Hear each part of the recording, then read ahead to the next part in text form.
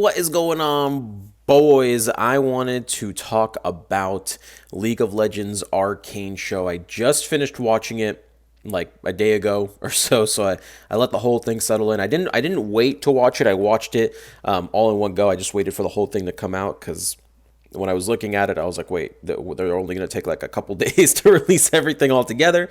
So I would just wait until the whole thing is released and then watch it, all in one go. Because especially short shows like this, where it's like 9 episodes, and each episode's like, not even like long length. I typically like to binge watch shows like that and just treat it as one very long movie. And I gotta say, no spoilers in the beginning. Spoilers will be towards the end of the video. I'll mention spoilers, or I'll say when big spoilers are coming. So if you want just my recommendation, we can get that first, and then we can talk spoilers later on. But huge spoiler warning towards the end. Right now, very light spoilers, things that you would get from just watching the trailer. So please keep that in mind.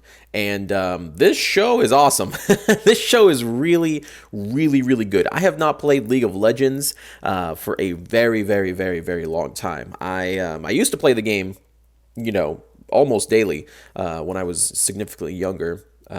Closer to high school, young college age, and I was pretty good at the game. But one thing that always kind of stood out to me was Riot trying to kind of fiddle with the champion lore. The champion lore was always kind of basic and kind of funny, more like a joke within the actual game itself. Like this person is, Cassidon's daughter and Kog'Maw and all, like all these different things that are just like memes, pretty much. Jax is just some random dude that's so strong he had to have like a lamppost, to be able to not like overkill everyone. But they really started towards the end of when I played League, they really were trying to put efforts into making a story. And I feel like a lot of people were like shitting on them for trying to make like an interesting story, between what's happening in like Piltover, or what's happening in Bilgewater with like Misfortune and Gangplank and all that. There were things like Gangplank being, I remember, this was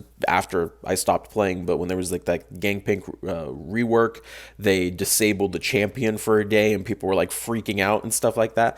And I gotta, honestly, hands off to Riot. They actually they made a very interesting story, regardless of how much their community was trying to drag them down and not make the interesting story. They kept going with it, and it really paid off. You can tell this show is really good. I just remember I was like on episode 5 or 6. I looked up, it was super late at night, and I was like, oh my god, I have lost track of time. I'm just clicking next episode without considering how many episodes I've gone through. That is kind of the level of immersion that you kind of get dragged into with these characters. And I personally believe, I probably not the best person to ask because I actually know who all these characters are, but I personally believe that you do not need to really know every single character or every single League of Legends lore to appreciate this show, because there were things that I didn't know and I was really hooked into, especially with side characters. The side characters were really strong in this show. So if you're looking for a recommendation as to, is this show good? Is it worth your time? Absolutely, 100%. Even if you know nothing about League of Legends, this is a phenomenal, I guess, adult cartoon or whatever you want to call it. They did not really hold that many punches with this show. Random characters that you think will be alive for a while will die. They said fuck a couple times, I think the rating is like TV 14 or something, but they were saying things like shit and fuck, and there was blood. It's not like a, crazy, super edgy and mature show, but it's definitely not a kiddie show, which, when I think of Riot Games, when I think of these big companies, if they're making a show like this, I'd figure that they'd want to make it for, a children audience. But no, they want to make it more closer to that young adult to teenage audience. And, to be honest, even kids could watch this with, correct parental guidance. If I watch, if I, there, I watched way worse things as a child than this. So, it's not exactly something that I would keep away from my kids. It ain't that bad. So, my recommendation, yes, go watch it. Now, this is where the spoilers will be coming in. I'm going to be talking about spoilers here, so if you do not want to be spoiled, you probably want to click off the video now. If so, like, comment, subscribe. I love you guys. Till next time. But let's talk about spoilers. So, spoilers. The show follows Vi and Jinx. Pretty much this is their origin story, as well as, you got characters like Jace and Victor. Victor was one of like my favorite characters in the whole show, and this entire show is basically symbolism, right? There's all sorts of crazy things that happen, so many Easter eggs that are hidden in the show that all imply something for the future. And I feel like Victor, especially, is one of those characters that happened a lot with, right? Victor was always talking about how, or not always, but you mentioned how he doesn't always want to be in someone's shadow. He doesn't always want to be the assistant, but he kind of always is. There's a really cool scene where Jace is about to give a speech on Progress Day, and he's drinking coffee from a mug, and then he slams the mug, and the camera angle is so nice. It like covers up Victor. You've got Jace's face. And just stuff like that kind of shows the attention to detail that Riot really took with making this show. They did not want they did not want a single frame to go to waste, essentially, right? There were moments where I was genuinely surprised. I was taken aback, especially in the beginning when Jinx. It's so hard. It's so hard to make like a psychotic, crazy character likable, in my opinion. That's one of like the hardest things you can do in media, because either they're just crazy, psychotic and crazy, and that's kind of like their whole personality. They don't really have much more going on with them, or there is there's like some crazy, cringy, edgy story as to why they're insane, right? My entire family was wiped out, and I have, it's not my fault, blah blah blah, all that stuff. But with Jinx, they took it a little differently. I think they it was her fault, right? She messed up a job. She stole a bunch of items. She came to help when they said don't help. They were probably going to succeed if she didn't show up. And then she tried to help, and in helping, she basically killed two of her best friends and her, her father figure in life. She did that. That is her action, and she has to deal with the consequences. And the show didn't hold punches when it came to that. And I thought that was just really, like, I was not expecting those kids to die, straight, like, from they were setting up those kids, and they were probably going to be like background characters or something, and then boom, no, they're dead, so that was pretty crazy when that happened.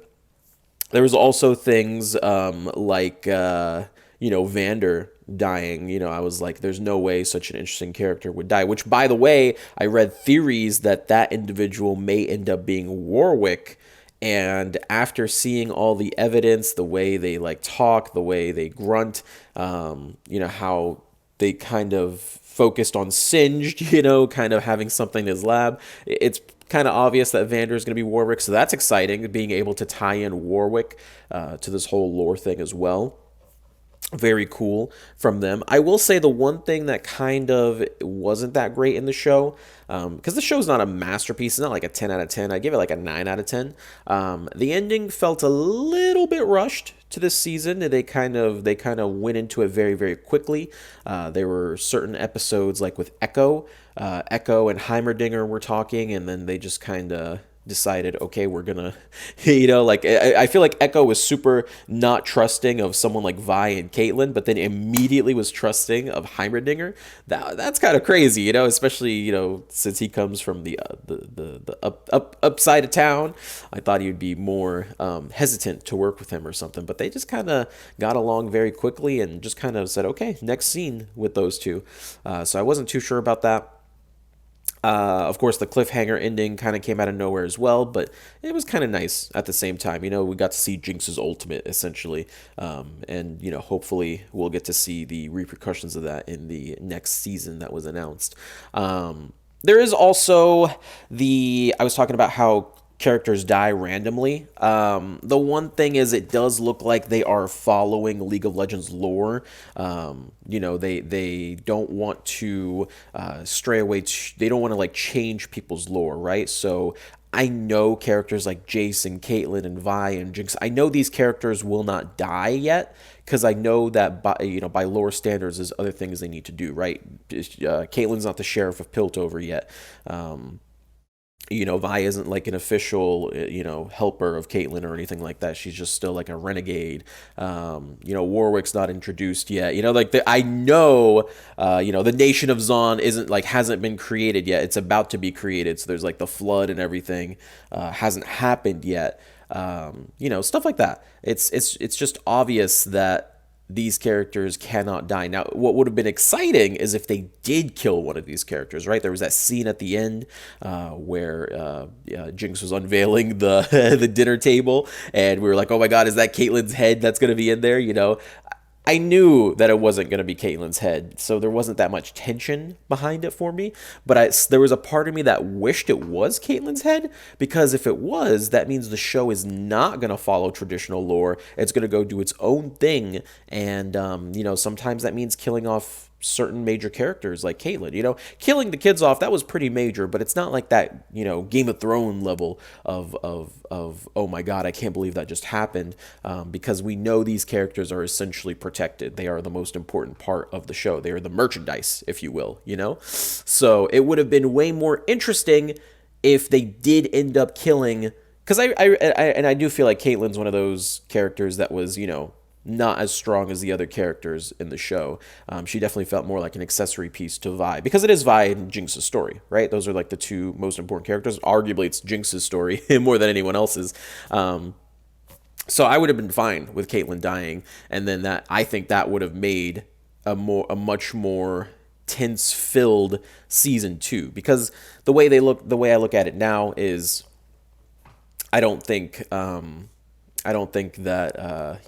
they're going to stray away from any champion's lore. So all the champions are probably going to be fine.